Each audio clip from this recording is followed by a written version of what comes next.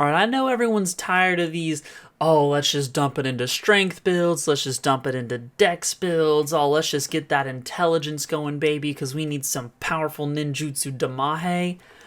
No, I am going to show you a build today that is going to make the opposing enemies regret even coming near your squad. Okay? Let's talk about it.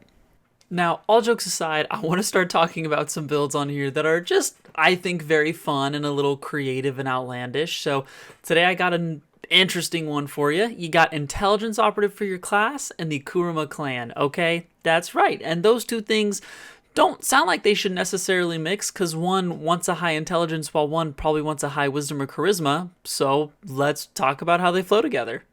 Now what we're going to do for these two class and clan combinations is I'm going to talk about the basic idea, what you're looking for, and I'm going to give you a bit of a small general guide per level as to what you should be looking for, what you should be trying to do, and kind of the overall game plan as you gain levels and go through.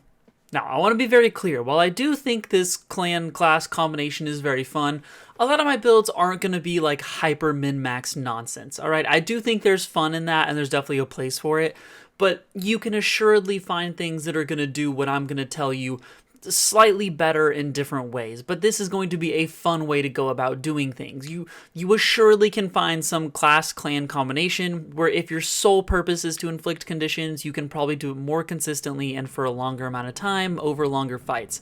But this one lets you do a few things that those builds probably wouldn't do that I find very fun and very enjoyable. So here we go. Now, the reason this build works so well is because of one specific subclass that the Intelligence Operative has access to, which is going to be the Mastermind strategist. Now, the Mastermind strategist does some fun stuff. For one, you get an ability that allows you to basically force someone to roll a saving throw at disadvantage, which is going to be your bread and butter and really your main use of most of your Brave Orders to make this class really shine and do some fun things. Now, the key in what makes this absolutely disgusting is the Mastermind Strategist weakness table, which I will go ahead and put up here. Basically what this is it's telling you that all of these different effects that you can cause, which in this case we're going to be doing them through genjutsu, get worse, okay? Effects are already very strong, right? If you haven't played Naruto 5e or you haven't read through the books very much, or maybe you're just not super versed in it yet, effects are very, very powerful, all right? They are a main staple of what makes genjutsu users tick and what makes them really have the ability that they do. So when you have a class that lets you, one, force saving throws that cause conditions to be at disadvantage, and two, make those conditions even stronger than they previously were, you start to run into a bit of a disgusting combination. Now, that's great and alright, now we just need someone that's good at genjutsu, and frankly, Kurama is disgusting at genjutsu, alright? At 3rd level, they get this thing called Oni Jutsu, which is kind of like ninjutsu specialists, where they have their feature where they can alter jutsus to have them roll at disadvantage, to make it do max damage, to make it do all these funky things. Kurama Clan has two in particular that are just absolutely ridiculous, okay? They have Punishing Oni Jutsu, which when added to a genjutsu, forces the person making that saving throw to roll an extra d20, taking the lower option. Now, I want to be very clear. It's not making them roll at disadvantage. It reads, and I quote, "When your target rolls a save against a genjutsu that you cast, you manifest the illusion into one with more weight by forcing the target to roll an additional d20 using the lowest result of all d20 results." So you can have Punishing Oni Jutsu and disadvantage at the same time, forcing them to basically roll triple disadvantage, which I'm not going to super get into the stats of, but that is absolutely utterly ridiculous. You are going to be forcing them to be rolling a 10 or lower almost every single time, which is just absurd. And you're probably getting a 5 or lower, like, I don't know what the odds are, but we'll say 7 out of 10 times, something like that. It's probably not that bad, but it's pretty bad. Okay, rolling triple disadvantage is ridiculous. Now, not only is that really powerful, okay, but on top of all this, they have Cursed Oni Jutsu.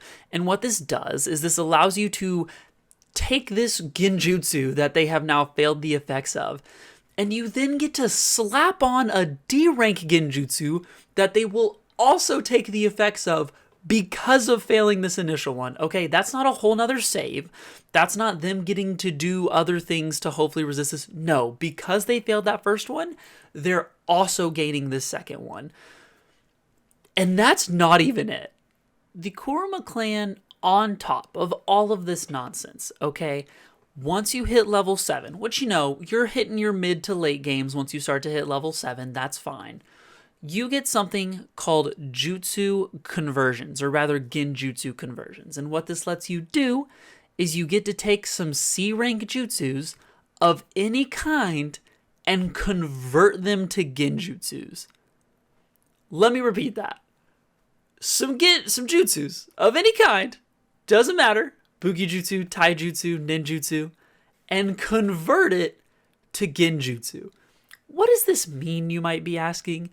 If you pick some D ranks that you want to convert into genjutsus, you can force them, maybe not force them, but they're rolling triple disadvantage with some negatives you can throw in there, whatever. Triple disadvantage, they fail that. You can have them then take the effects of a D rank jutsu of literally any type, and this isn't even including if you've decided to go into learning elemental releases, which is maybe the one downside of this, but there's feats for that, okay? And then you can give them the effects of that. So you can literally have a single genjutsu apply like 4 conditions that they're rolling triple disadvantage for, okay? And then once you give them these effects, they're all even stronger effects because of your weakness table. Okay, again, while this class and clan combo isn't the most min-max thing in the world, the just utter nonsense that you can make someone suffer is just ridiculous. Okay, to calm down and come off the rant a little bit, let's talk about leveling your character and kind of what you should expect and how you should kind of go that line of getting them to the point of being able to do this nonsense. So levels 1 through 3, which I'll group up because a lot of campaigns will start at 3 anyway, but if not, just be sure, 1, you're taking genjutsus that allow you to apply effects. Okay, your weakness abuse table doesn't actually come online until level 9. That's when your subclass actually kicks in. But you still want to kind of pre-plan. Some DMs are a little stingy about letting you switch out jutsus. Not a lot of them, but some of them definitely can be, depending on how they want to run their game. So something to kind of think about. Another thing to think about is where to put your stats. Now, you're going to have to just suck it up and understand that your character's physical stats are probably going to be pretty bad. You're not going to have a great strength, and you're not going to have a great dex. And that's just kind of how it's going to go with this character, which is the very clear weakness/flaw of this class is that your physical stats are rough, but you're trading it for some fun stuff. Now, as for stats you want to focus on, your main stat needs to be wisdom or charisma. One of those two. If you're going to go the charisma route, you're eventually going to need to take a feat that lets you actually use your charisma to do genjutsu, because we're not using the actual genjutsu class, so you don't get the freedom of just using your charisma modifier. So just acknowledge that you'll have to use a feat slot somewhere in there for doing that. Now, your second stat can be one of two things. It's either going to be your intelligence modifier, and that's just purely because it helps with regular jutsu, which are nice to have as backup, and then also a lot of your intelligence operative class features are going to rely or use your intelligence modifier in some way. If you don't make that your second, you will make it your third right behind con, and con needs to be up there, needs to be in your top 3 minimum. Reason being, you're not going to have a lot of chakra to work with, and this combination is going to need a lot of chakra to work. So you're going to want to make sure your con stat isn't just like a dump at 10 or something like that, or you're really going to be in a rough spot. Barring that, when it comes to your other 3, you can kind of do whatever. Again, I would do wisdom or charisma, one of those, and let the other one fall behind to probably your 5th lowest. And then, maybe make dex your 3rd lowest and strength your lowest. That's probably the kind of best line to follow. You don't necessarily have to follow this exactly, every character is different, but I would stick to the general concept and use that as your kind of platform to build off of. Now, after you've hit level 3, we're going to talk about levels 4 to 7, which this is where the class starts to pick up and starts to get a little silly, okay? Because that's when your Onijutsu is going to start getting ridiculous, because you're eventually going to get access to your C ranks, and you get access to C ranks? And boy, does it get interesting, all right? Not only that, but 7th level is when you're going to get your genjutsu conversions, letting you get those other jutsus converted to act as genjutsus, letting you do the absolute nonsensical combinations. So through those levels, you're not looking for anything in particular. You're pretty much following the same line. Again, keeping those same stats up, doing all that good stuff. And there's not too much complication to actually building the character. It's really just what effects do you want to focus on. Now, getting to levels 8 and on is when your class clan combo is just going to get really silly. And there's a few things that I'm going to recommend. One, kind of something I mentioned before, is taking one of the different elemental releases isn't a bad idea, okay? Because it opens up your options to a lot of different things. And don't forget, because of genjutsu conversions, there might be some elemental like ninjutsus, bukijutsus, or taijutsus that are pretty gross at D rank that you can take to allow you to add those conditions onto whatever genjutsu it is that you're using with the cursed oni jutsu, section, portion thing, whatever. So something to kind of think about. As you go on and go forward as well, there's one B rank in particular that is pretty disgusting that I think you would be ridiculous not to take, and that's the one that causes the Maddened condition.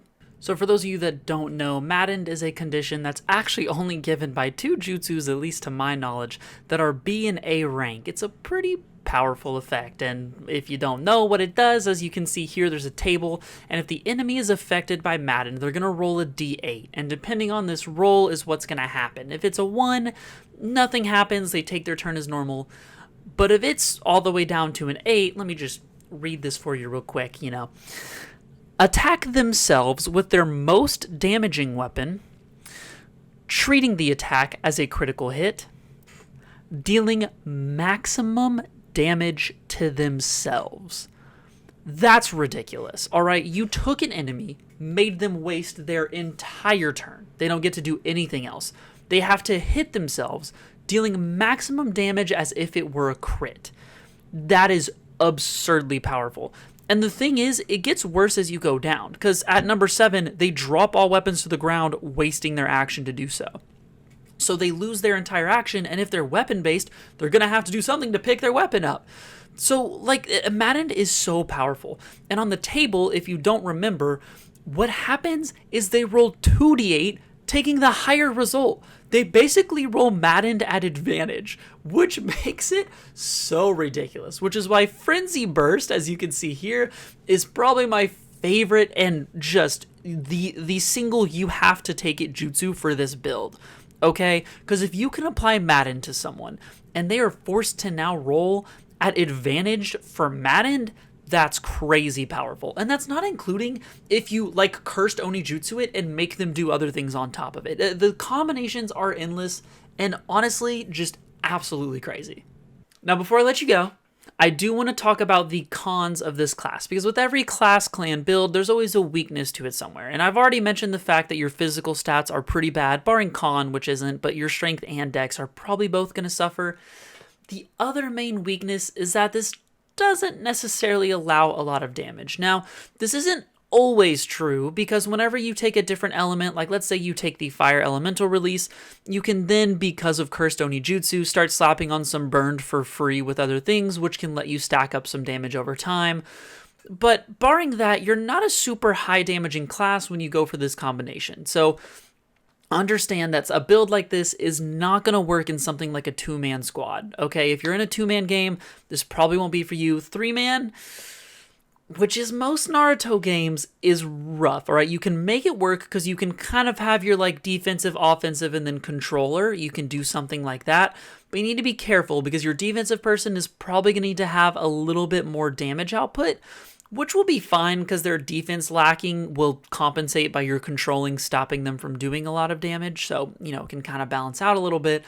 But just understand that this works best the more people you have, because it gives you a little more freedom and a little more room to allow for the person that just keeps laying on different effects and conditions. And with that out of the way, I hope you enjoyed today's video. I thought this build was very, very fun, so I wanted to share it with the world. I hope y'all enjoy. If you want more content like this, let me know down below, okay? I've been trying to hit a few different types of content because I think it's fun to branch out. And if you want more just fun, goofy combination builds, I'm more than down to find some silly ones for you. I hope you all enjoyed, and I will see you all on the next one. Don't forget to subscribe. Peace out.